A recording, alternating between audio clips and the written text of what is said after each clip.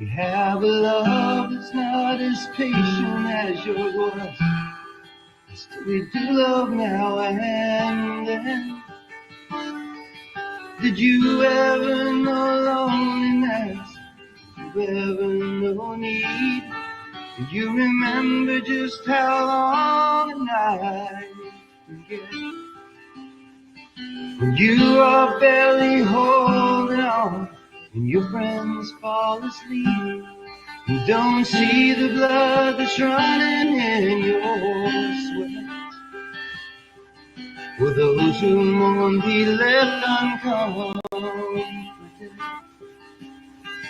while you're up there just playing hard to get?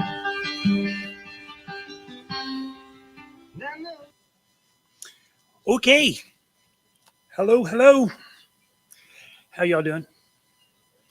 Glad that the weather's warmed up. Winter is over. That Texas winter lasts about 3 days and then we're done. For a day or two. Yeah. Oh man, be glad back whenever it gets back to being 109, 110. I mean, yeah. Let's get up in them triple digits. Take that over what we've been going through here. Yeah. So, hey, cold kills more people than heat. So, just saying. All right. Welcome. Tonight we are going to be going over an issue that we've probably touched on a little here and there. So some of tonight might be reviewed, just packed and presented in a different way, kind of head on.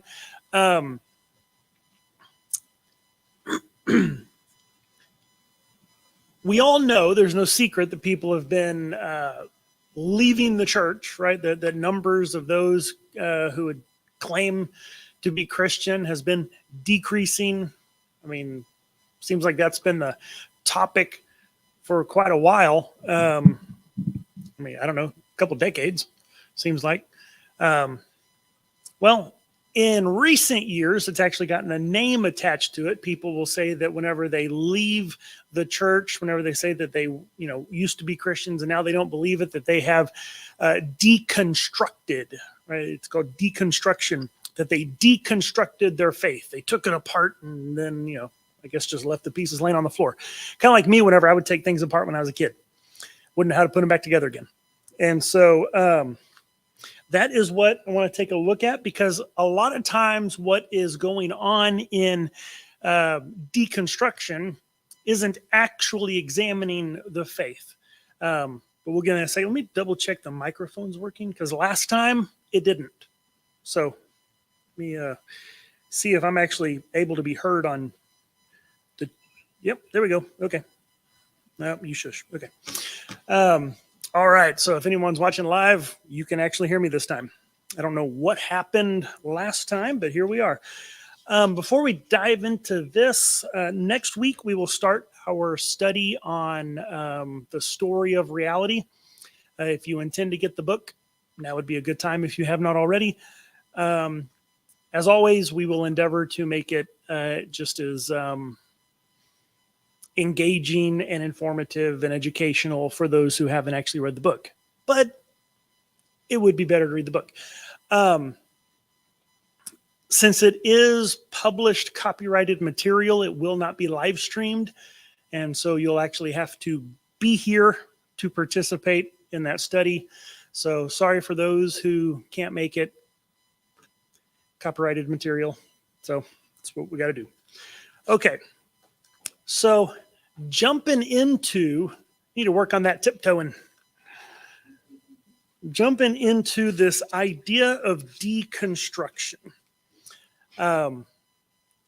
It's been all the buzz. There's entire groups. It may not be something that you necessarily encounter much in day-to-day life. I'm not sure. Just people you're talking to, you're at work and someone's like, yeah, I'm deconstructing. Right? Probably, maybe not, but guarantee you, if you go on to Lifeway or any kind of, Christian site, go to Christianity Today or, whatever Christian news outlet or, magazine you like to follow, and you search for deconstruction, you will find no shortage of articles, examples, and that kind of stuff. So what is deconstruction? Well, because I have the ability, because technology is cool, I have a little video. So watch the video. Let some people smarter than me see what they have to say. Today, we want to talk about the hot topic in the Christian space right now, which is deconstruction. Deconstruction, as it's sometimes called, sounds like a very negative thing, but actually you can reconstruct. There's an important process of pulling things apart so that we can put them together again. Keep praying, firstly, don't stop doing that, but keep looking, keep searching. I do believe what Jesus said in the Gospels about anyone who knocks, the door will be open to them. Your faith might look a bit different by the end of it, but actually I think it'll be a stronger, deeper faith because of it. Don't just deconstruct, work out how you can reconstruct.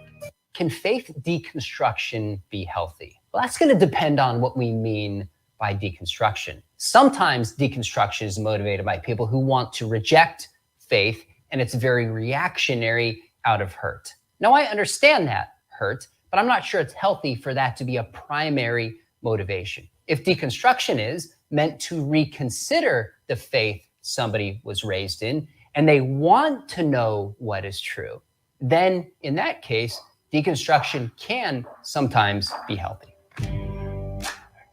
Deconstruction. Oh my gosh, that's like a curse word in Christendom right now. My thought process on this is sometimes words or semantics can really mess stuff up because we put way more into the word than it means. And deconstruction has become synonymous with walking away from the faith, period. That's all it is. It's deconstruction. Oh, atheism. That's what people see in their mind.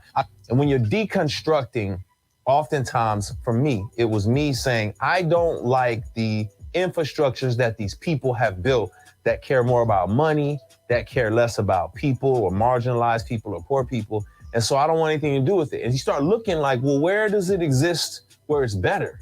And oftentimes you just don't see it because you don't have access to it. You haven't been exposed to it. But so my heart goes out to everybody who's deconstructing because they're struggling through some hurt probably or some inconsistencies. But I would just, encourage you, God is real. God is here. I deconstructed only to reconstruct. Sometimes you got to tear down a moldy house and rebuild, but build on the foundation that is Christ. And I know that's hard to see sometimes because when you Google, like, all right, church, you get the same people telling you the same answers.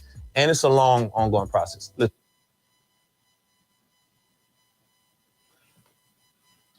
Okay. Well, so typically what happens is someone encounters something in the Christian life, a teaching in the church, behavior of whatever. We'll see some examples here in a minute. And they say, whoa, I can't believe that. They struggle with and wrestle with accepting and believing whatever that thing is they came into contact with that they had this reaction to. However, as those people were saying, deconstruction it's just examining, do I really believe this? Is it right? And you could deconstruct and then you can reconstruct, and that it's just kind of examining your beliefs. Is that true? Is deconstruction just merely examining your beliefs? The Bible tells us to examine our beliefs, that we need to make sure that we are in the faith and that what we believe is true. Is that all that deconstruction is? Some people say, no, deconstruction is deconversion. The whole point and process of deconstruction is to get away from the faith. I've heard testimonies of people who would say, like he did, he started to deconstruct, but then reconstructed and remained a Christian and just built back his faith, that, his doctrines and beliefs looked different. And then people who were kind of influencers and movement leaders and deconstruction movement say, well, then you didn't really deconstruct, because deconstruction means taking it all apart and tearing it down. And so there's a little bit of argument over what exactly the word means. And while words get defined based on how they're used and definitions are a little malleable, can shift and whatever, I think it is helpful to stop and look and understand where did this whole idea even come from?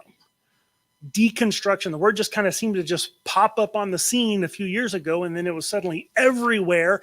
And you have all of these people who were leaving. I mean, you had famous authors and musicians and pastors even who said, I deconstructed my faith. And they're putting out videos and articles and books and stuff about deconstructing and how they walked away from Christianity. Well, we've had people who left the church, and those people have always been there. So what's this deal with deconstruction?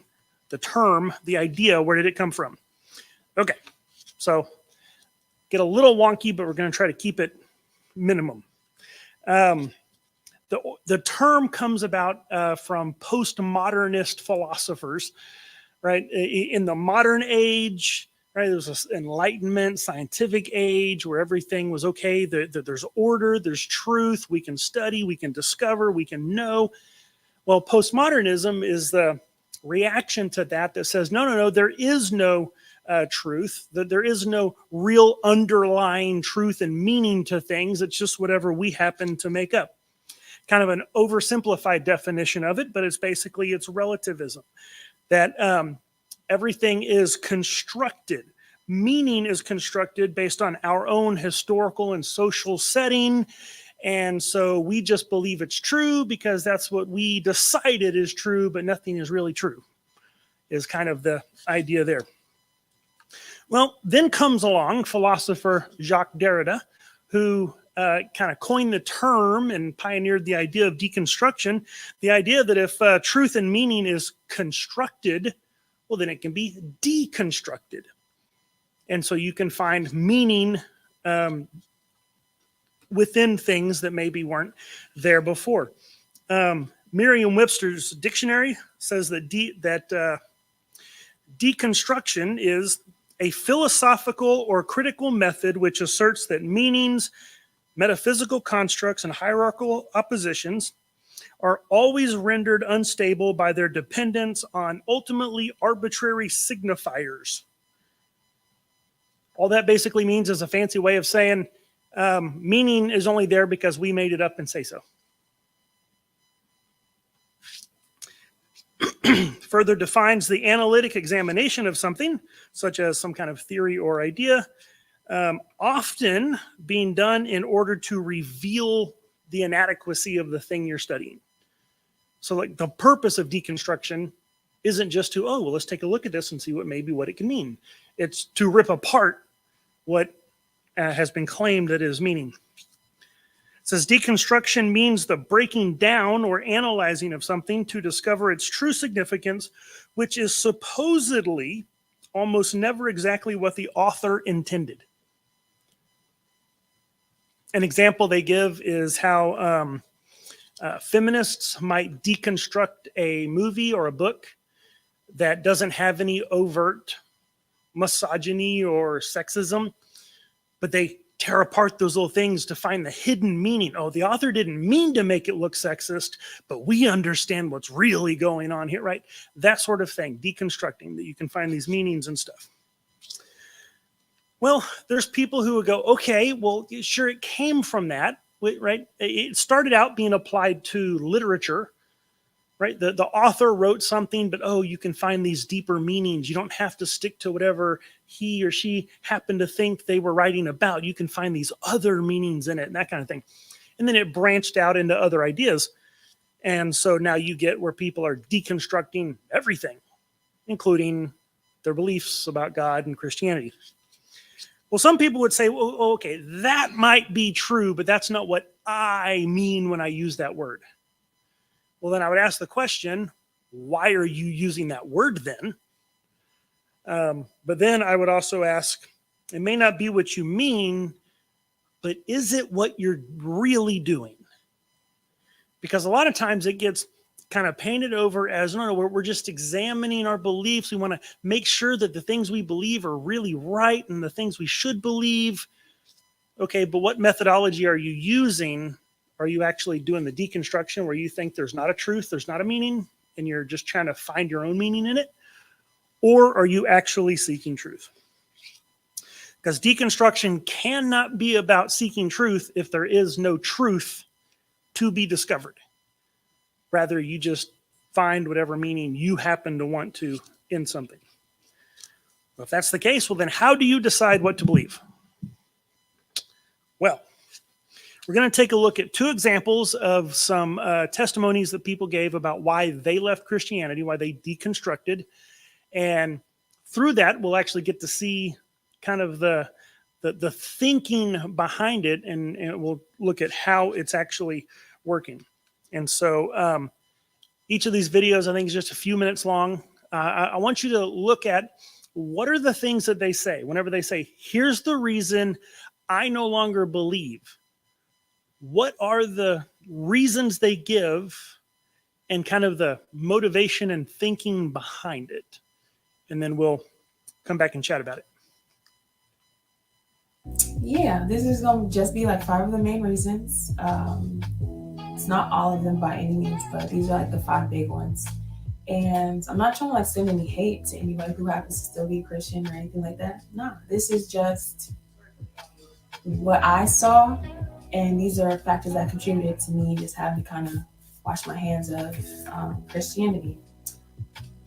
So one of the first things that I kind of noticed in church was there was a social hierarchy, and that to me never really made sense, even as a kid, because in my mind we're all the same, you know, like we're all servants of Jesus, are supposed to be. So, you know, why are you mistreating one particular person or one group of people and you like revere this other group? Mind you, especially at the very first church that I went to, the people who were like closest to the pastor and everything like that were some of the most corrupt people in like the church. So y'all are doing the most dirt.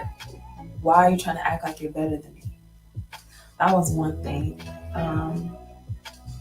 Another thing was there's just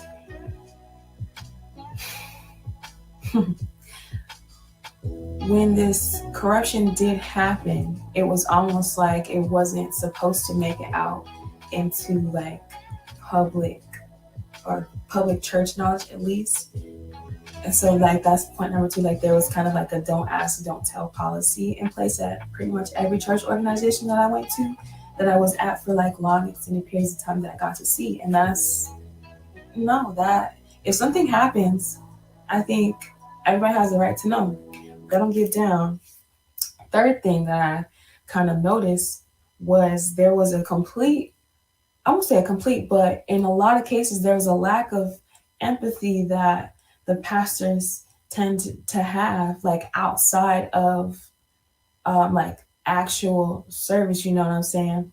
There was one particular instance at my very last church that I ever went to, where in the service, sat with the pastor, he prayed with me, you know what I'm saying? We sat, talked, great conversation, you know what I'm saying? Like really felt like he was trying to get to know me, like make a connection.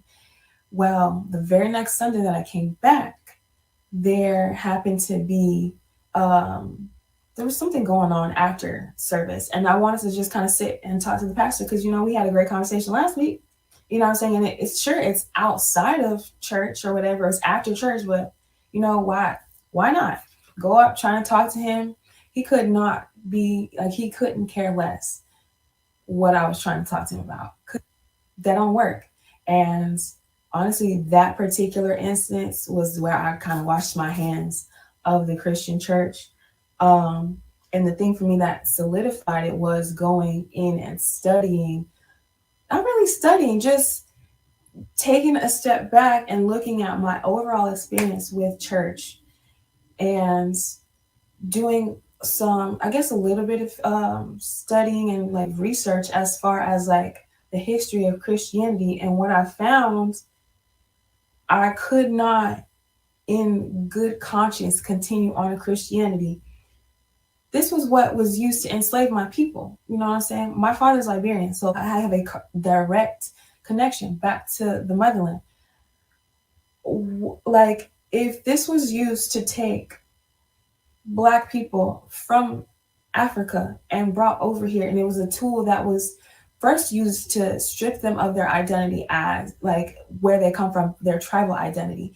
And then also as a method of then continuing to keep them subdued and in control, taking away their culture, their cultural identity once they got here to the motherland, and then for 400 years continued to be implemented on their children and their children's children, et cetera, as a tool of demeaning and overall just like keeping them enslaved mentally. How could I in good conscience, saying that I love myself, how could I in good conscience continue to live my life under the label and the guise of Christianity? I could not do it. I refused. I refused to do that vehemently. I had to let it go. Like, it doesn't work. And it's honest. It like calling myself a Christian, if I still was, that would be disrespectful to my ancestors. I don't want to do that. I cannot do that. I refuse to do that. So I had to like let it go, you know, and it's honestly been one of the most freeing experiences I can honestly say I've ever had in my life. The amount of just mental anguish, stress, and bondage I felt like I was under for all those years that I, you know, proclaimed Christianity for myself. I have never, like, I was a Christian, but I wanted to kill myself. You know what I'm saying? And like, that's not supposed to be a thing. You know, Christianity teaches, on the surface, it teaches you love and acceptance and all these things. Well, how can you teach love and acceptance and you know that sounds good, but that's not what's actually being carried out in the broader scheme of the church. So yeah, that's just a few of the reasons, you know what I'm saying? Like I said, there are many more reasons why I'm not a Christian, but these are, I would say, the big five. So, and that's another thing. This is like off topic. This isn't one of the five, but this is something I noticed, that there is a complete lack of actual love for Mother Earth when Mama Earth gives us everything. You know what I'm saying? We get food from her, we get shelter from her, we get water from her. And there it's almost just like a non-factor when it comes to Christianity. That's a problem. You know what I'm saying? Like, why wouldn't you want to love on and appreciate and nurture the very being that kind of gave you life? Like, come on, no, yo. And then to like disregarding the ancestors when you wouldn't be here, and like you wouldn't be here without them. You would not exist without your ancestors. Like, I'm sorry, it's a lot. So I could literally talk about this all day. But yeah, that's just some of the reasons why I'm no longer a Christian.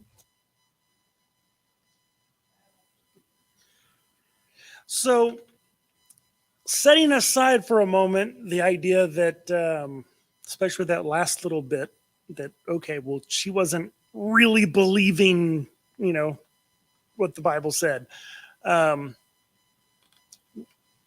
were the reasons why that she gave?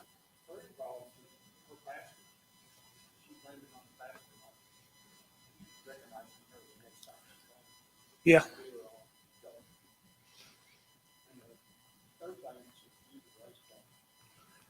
Yeah. Pastor didn't want to talk to me the next time, and you know, Christians treated my people bad. Corruption in the church.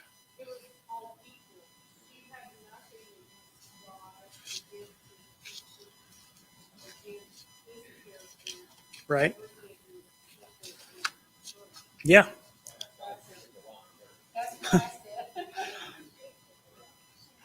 Yeah.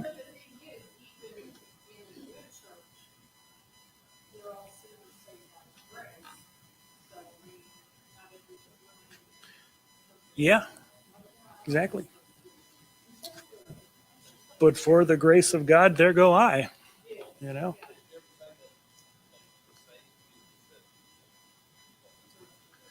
Yeah, she said that she called herself a Christian and she went to church. Of course, you know, as the cliche goes, you know, standing in a garage doesn't make you a car. And so,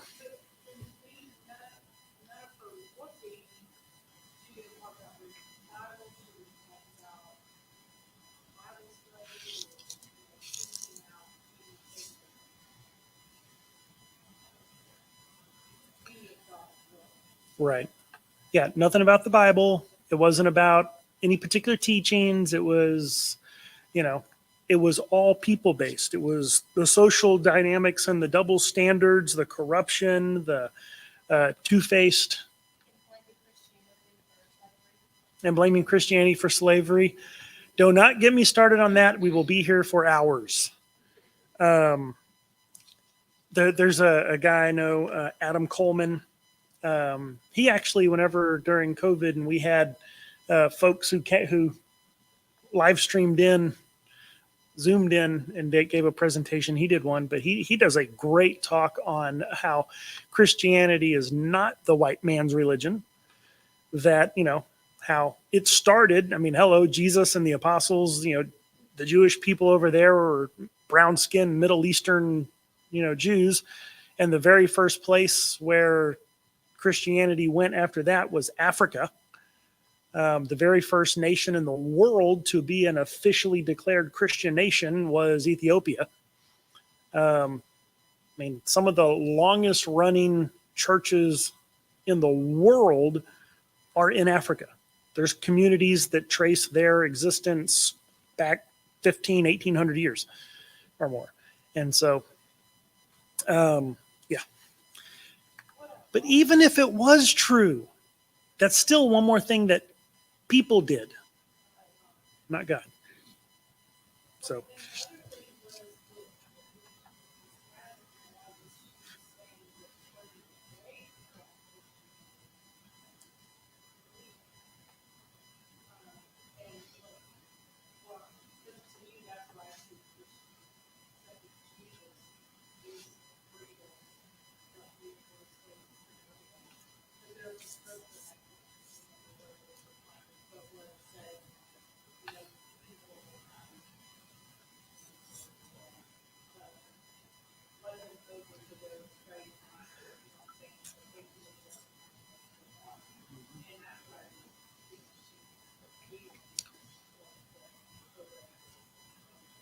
well, and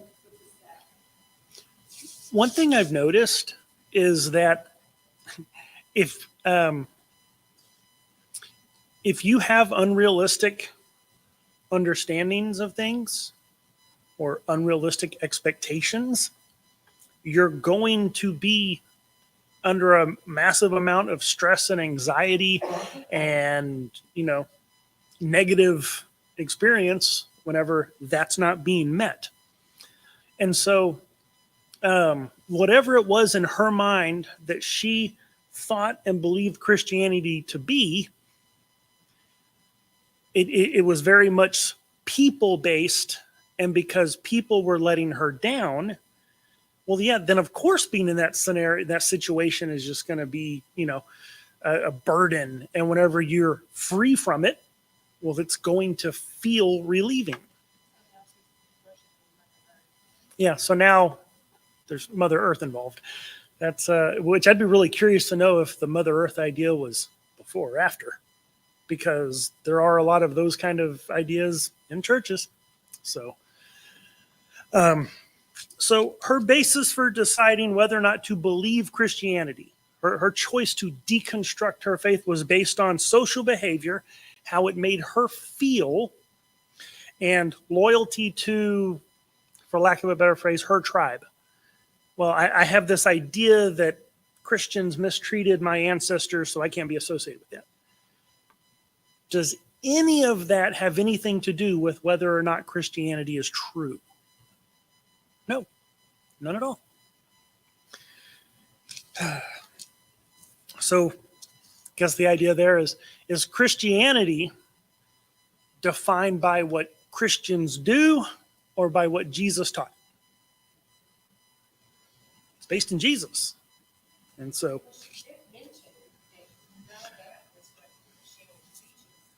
yeah. Yeah. Right. Yeah, that's interesting. Yeah, you're right, because she does at least give, some lip service to having an understanding of loving one another and all being equal and all that kind of stuff. If you read your Bible just a little bit, you clearly see that Jesus says, and the Bible declares that what those people were doing is sin and wrong and not what they're supposed to be doing. And so odd that would be a reason to walk away. Okay. Our second example, he actually does get into some teachings, but look at his method of reasoning and motivation for why he thinks what he does about these three in particular. It was a long video, and there was some really good bits and pieces. Then at the end, he just like summarized it all. I'm like, I'll use the summary. And even though there were some other things, more explanatory things he said in other parts of the video, I just kind of tried to shorten it down. So let's see what he has to say. Today, I want to tell you how I lost my faith. There are so many things that we could get into, so many details. I mean, this is deep stuff. This goes into the nitty-gritty aspects of life. And there's so many different topics within the Christian evangelical faith that I could go into and I could dig into, and we could be here for a long time. So instead, I'll give you 3 of the biggest reasons why I decided to leave Christianity, stop believing in this whole idea. Original sin, I couldn't buy it. I couldn't ever see it in my kids. And now I don't see it in myself, and I don't see it in you. Hell, I can't buy it. It doesn't exist. I mean, the intricacies of life, the complications of life, the different ways and places you're born into, and types of people you are, and things you're handed, and it's too complicated for someone or some being to be able to draw a line and say you're in and you're out. And separation. I don't want to be separate from people. In Christianity, the belief in Christianity always separated me from people. I want to be able to love fully, enjoy others, have real relationship without always wanting them to change, without always wanting them to be something different. I want to love people exactly how they are. But anyway, I am passionate about this. I really am passionate about it, but please don't take it as hate. This is just my opinion. This is just my view of all of it. And you're here kind of to hear my opinions and views and my stories and all that stuff. So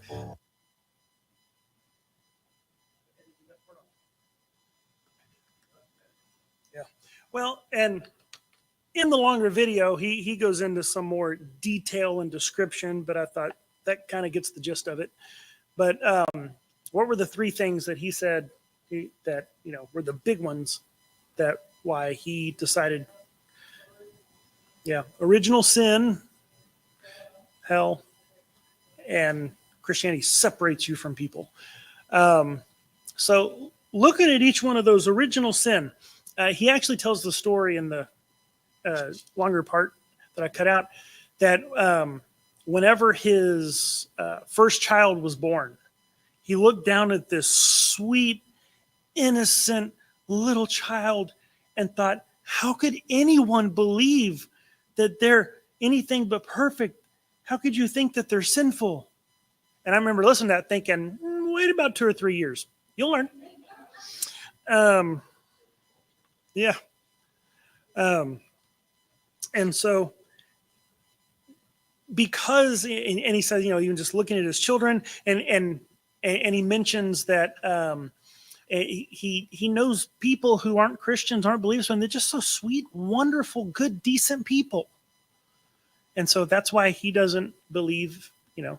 And now, to be fair, the term original sin has a few different meanings, some of which I would reject too. The idea that we're born guilty for what Adam did. No, that if that's what's meant by original sin, no, we're not held guilty for when someone else did.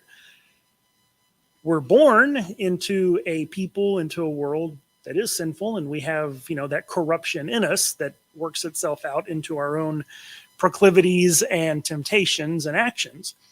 So I will be fair, I'm not exactly sure what it is that he was taught, and meaning he didn't explicitly say it.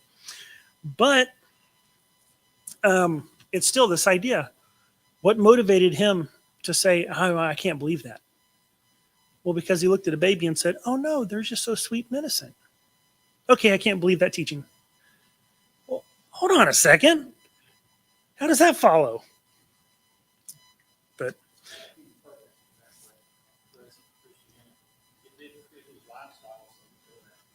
yeah, didn't fit his. Mm-hmm. Second, he said that he couldn't buy into the idea of hell. What was the reason he gave?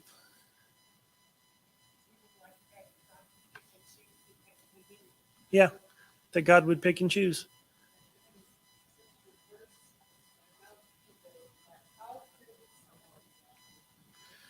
Yeah, we're so complicated with all of our various backgrounds and experiences, and life is just so complex. How could anyone, any being, just draw a line and say, those are in, those are out?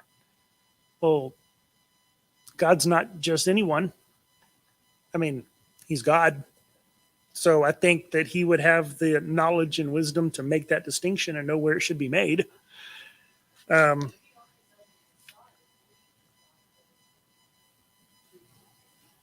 Yeah. Are we going to choose to repent? And that's one of the things. So I probably watched a dozen videos, and a lot of them they rambled, and so I couldn't really edit it to make it a good, presentation.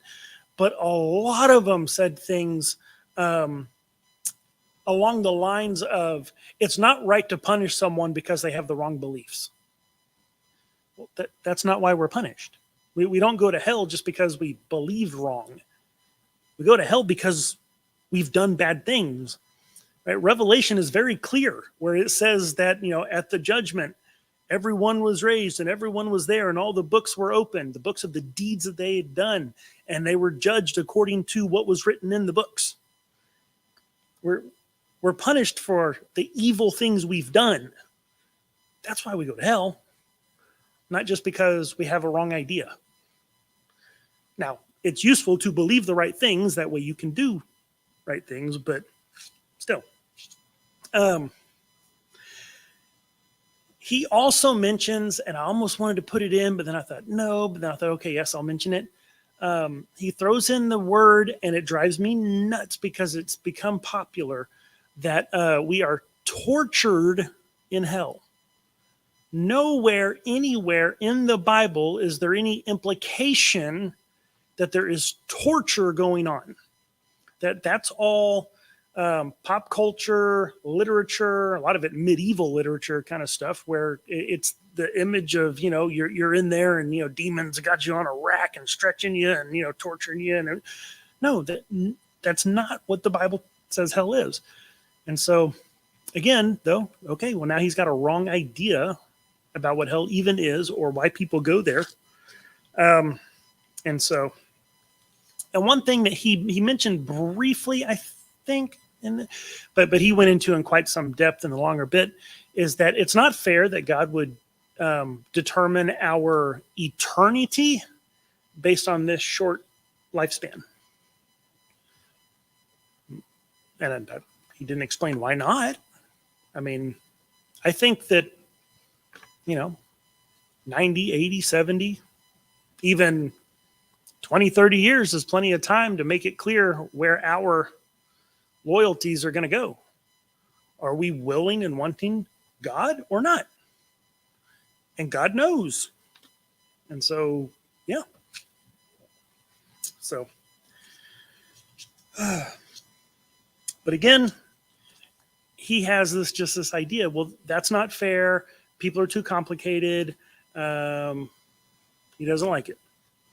And then what was the third one? Separation. Which part of me is wishing I had played the longer part, because this idea that being Christian separates you from other people. And what was the reason he gave that it separates you from other people?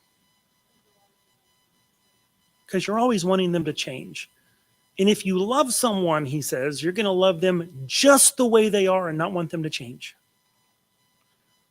I would hope that the people that love me would want me to change and fix my flaws and fix my errors and, overcome bad habits. And it's just weird to me. I actually expect the exact opposite. That if you love me, you don't want to just leave me as I am, because I know how I am. I have things in my life I need to change. You'd actually be enabling my bad behavior to not want me to change. I don't know. That's just a weird idea. It's interesting because he says that he looked at people differently. Well, okay, well, that's on you. You're the one choosing to look at them differently. You're the one saying you can't love them. That's on you, because I don't look at people differently. I don't be like, oh, well, look at there. You're all just wonderful and love Jesus and everything, and you're a dirty sinner, and so I just got to view you differently, right? No, you're both made in the image of God. And so, yeah. It's just kind of strange, because if you're actually living out and following what Jesus taught, is that a barrier being put between you and other people? It's actually tearing down walls between you and other people. So he has this personal, subjective kind of, I don't know, revulsion, I guess would be the right word, against these doctrines that he had been taught and his experience in the church. And so, nope, can't believe it, don't want to. But does that make him right or those teachings wrong? No.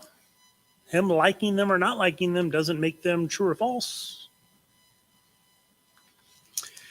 What's really interesting is two things that they have in common. And you'll see this line running through just about any example of someone who says they deconstructed their faith. One, did you notice both of them made a really big point of saying, this is my opinion. This is just what I believe. I'm not telling you have to believe that. This is just me. This is just my. Well, okay. But we're not talking about your opinion. This is an issue that has something to do with truth and the way the world actually is. So why the big deal about your opinion and it being your belief? Oh, that's right. Go back to where this whole methodology and philosophy came from.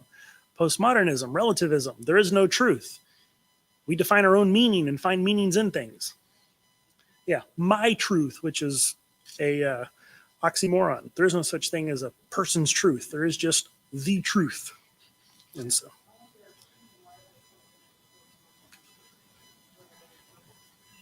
I know, right? I mean, are they expecting you to change? How unloving. Sorry, that was a little snarky. Yeah.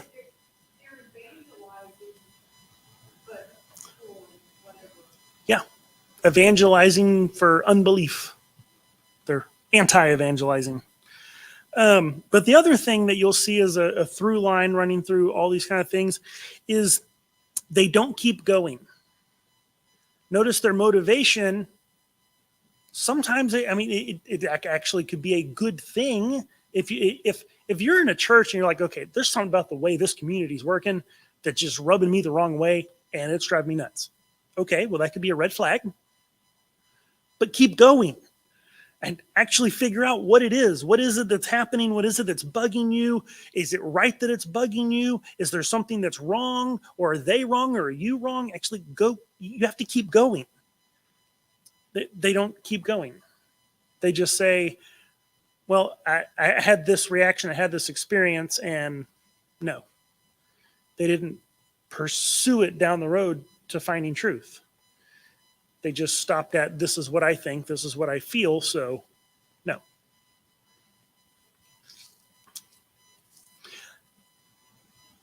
Okay.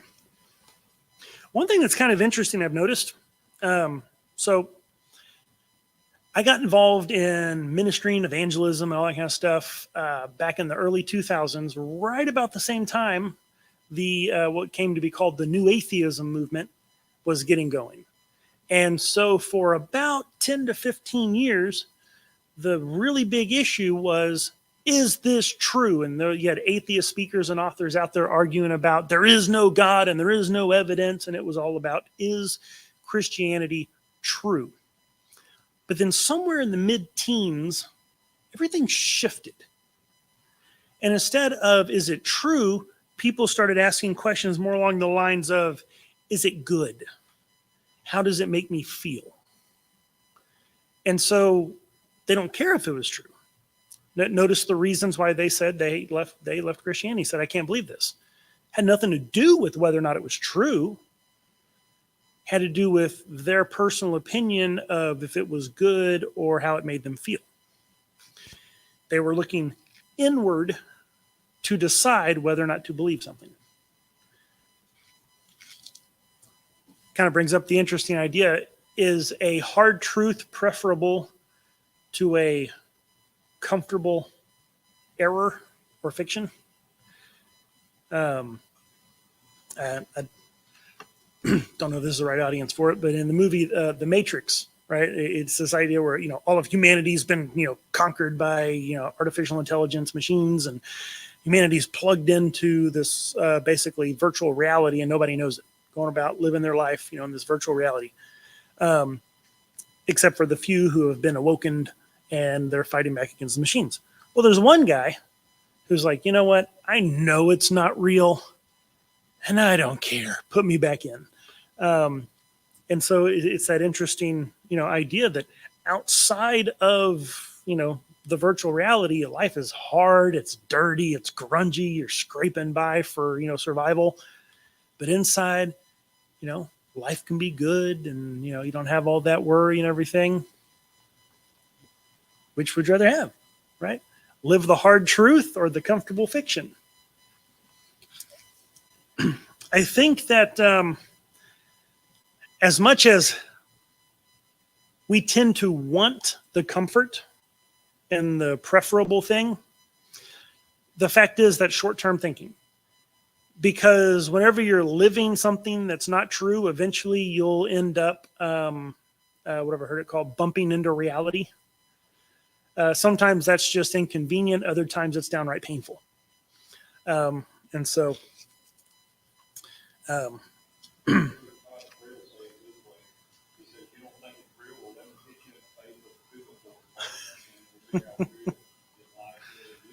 yeah.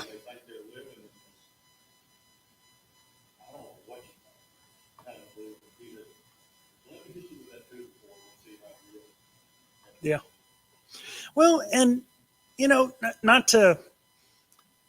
we're not going down that rabbit trail, but a good example is the current thing with transgender.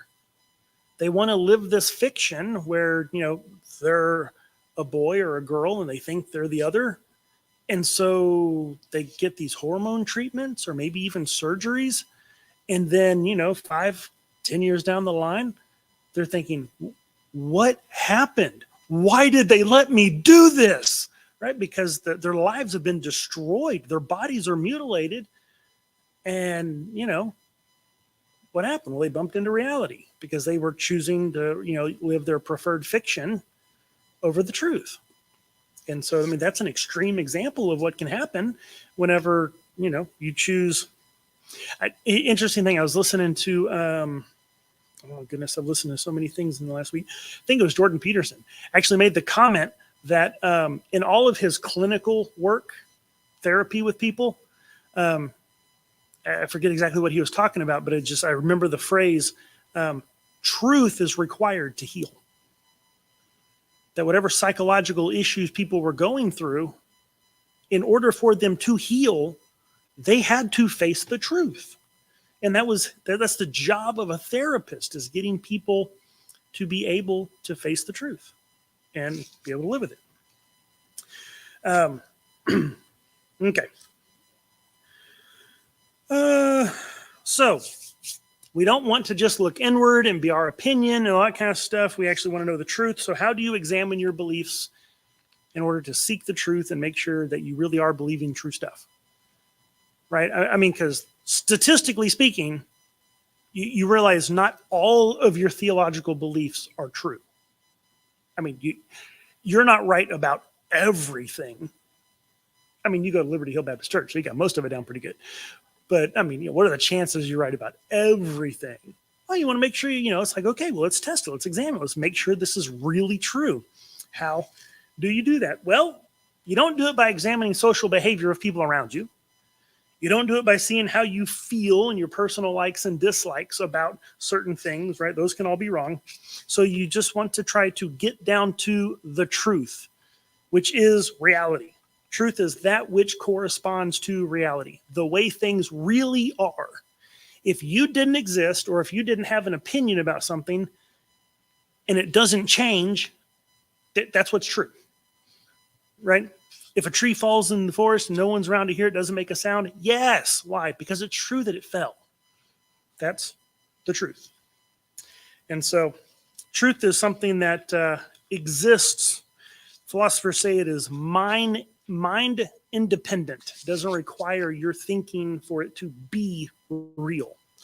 So how do you know if something is true or not? Well, the simple question is, does this belief match reality? Now you got to go about figuring that out. Does it match reality? It's not, how do I feel about it? How does that make me feel? How does it look? How does it, no. Does it match reality? Whether I like it or not, is it really the way things are? And so, how does that work with Christianity? Well, and I've made this point before, because what's happened so often is people have questions, they have doubts, but they're relying on themselves. So they run over into their questions and doubts, and they're wrestling with their questions and doubts, and they're so unsure, and uncertainty is abounding, and they're not really. And so they take all of that uncertainty and all of that doubt, and they cast it back on things that they should be sure about. Things that, if you're a Christian, those are things you should be certain about. Does God exist? Is the Bible reliable? I'm not even talking about inerrancy and inspiration right now. Just, is it reliable? Can you read it and have, reliable sense of certainty that what you're reading is pretty darn close to the truth of how things really happen and what was really said? Even if you have that basic. Now, it is inspired and inerrant, but, you don't have to go that far. Does God exist? Is the Bible reliable? Did Jesus bodily resurrect from the dead? If those three things are true, you got the foundation of Christianity. And so if you have reason to believe those, you stand firm on those. And there's all kinds of other things that you could wrestle with, right? Baby's born, you're looking at the baby and you go, oh, so sweet and innocent. How can anyone say that this is sinful? Okay, well, now you can try to figure out what is sin, what is original sin, why do we sin, how does all that work, why do we need forgiveness? But you know what? God exists, the Bible's reliable, and Jesus rose from the dead. So Christianity's true. Now let me figure out how I'm supposed to believe these other things, right? Church after church after church that you're in, people are, they're people. And people are broken, prideful, sinful, corrupt things. And so you get a whole bunch of them together, and you're going to have problems. And so, you just keep seeing corruption and social things at, one church after another. Well, okay, but God exists, the Bible's reliable, and Jesus rose from the dead. So what do I do with this? And I don't walk away from Christianity because it's true. So what do I do with it? Right? These are the way you examine that. Now, if those foundational beliefs are things that you're starting to go, I'm not so sure. Well, you still do the same thing. Okay, it's not just based on my feeling. What are the reasons for believing these things are true? And so if those can be known to be true, they match reality, and they do, then no matter how you feel or what you experience or how people at church behave or make you feel, there's no reason to walk away from Christianity. And so, okay. So what do you do? Well, you say, all right, God exists. Bible's true. Jesus rose from the dead. I'm a Christian, right? The idea is you're a follower of Christ. So what am I supposed to believe? Well, WWJD. Go see what Jesus said. What did he do? What did he teach? What did his apostles say? Go from there.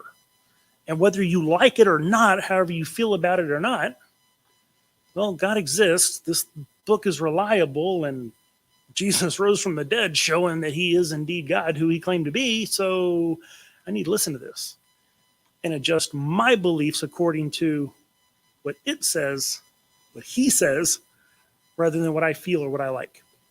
Instead, go with the truth. So, okay.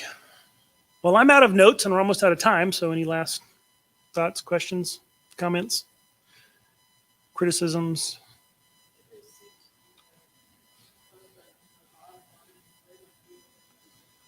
They want to do what they want to do. You know, and it's really funny because as much as people will make up or say things like, oh, well, you go to hell just for not believing the right thing, or this or that, it always comes down to, who are you choosing to follow? God or yourself? From the very beginning, that was the whole thing. Satan comes along to Adam and Eve. Hey, how's it going? Seeing that tree over there? Oh, no. God said, don't touch it. Oh, really? Did he really say?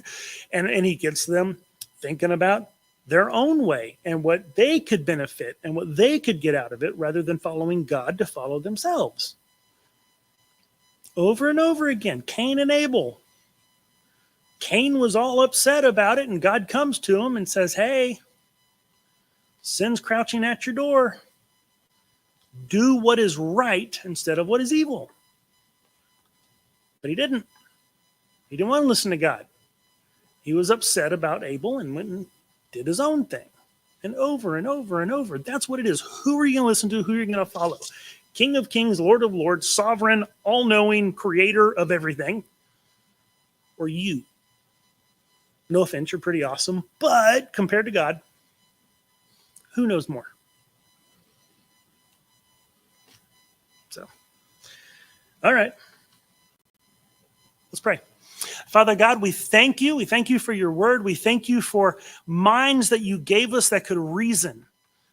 Lord, help us to be a people who seek after truth, no matter how unpleasant or uncomfortable, for we know that it is walking in the truth according to your word, according to the way that you made your creation, that is where true joy and contentment is found. Help us to push aside the temptations to follow our own ways, Lord, and instead let us realize your wisdom and follow after you. In Jesus' name, amen.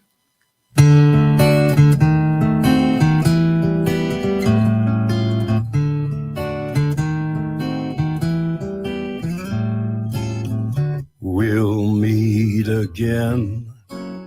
Don't know where, don't know when, but I know we'll meet again some sunny day. Keep smiling through, just like you always do, till the blue skies